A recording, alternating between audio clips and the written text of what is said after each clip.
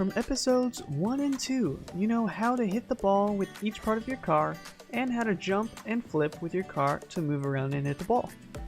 Now let's talk about Boost. Oh yeah, this is Rocket League Beginner's Handbook.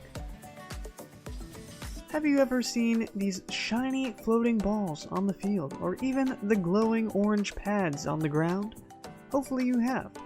These are boost pads. There are small pads and large pads, which are also called full pads.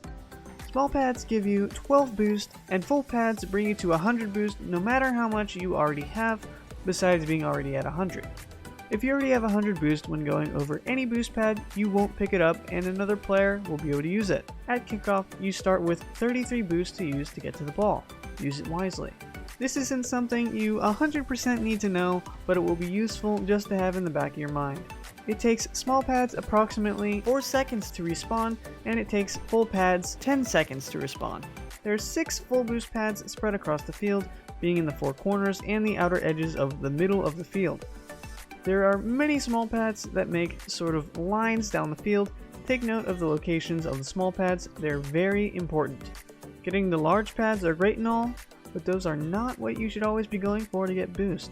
As you play, try to memorize the locations of small pads on the field so you can effectively get them as you move around without having to specifically look for them. There are 5 different boost paths you can take when going from one side of the field to the other. 2 of them, the outermost paths, include getting full pads. Once you get a full pad, you shouldn't even need the 2 small pads on the side of the map to get to your destination.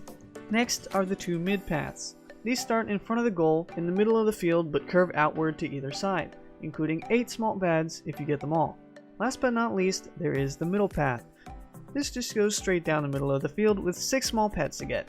Oh, additionally, there are boost pads located across the goal so you can go from either side of the net while still getting boost.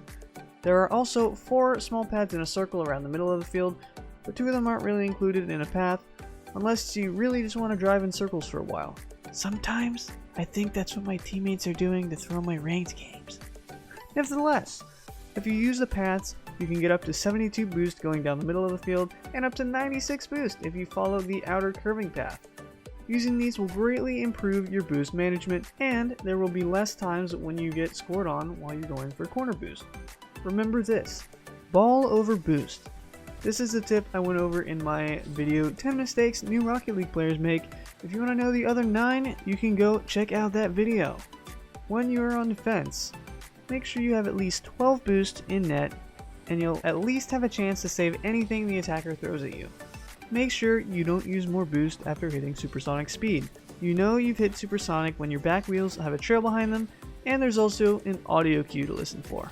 Alright my flying monkeys, fly, because that's all I have to talk about for boosting. So you remember how I mentioned getting the supersonic speed using boost? In episode 4 I'll be talking about car speed and all the ways you can get your car to move faster. Before we go, I just want to say, don't forget to subscribe. Until next time.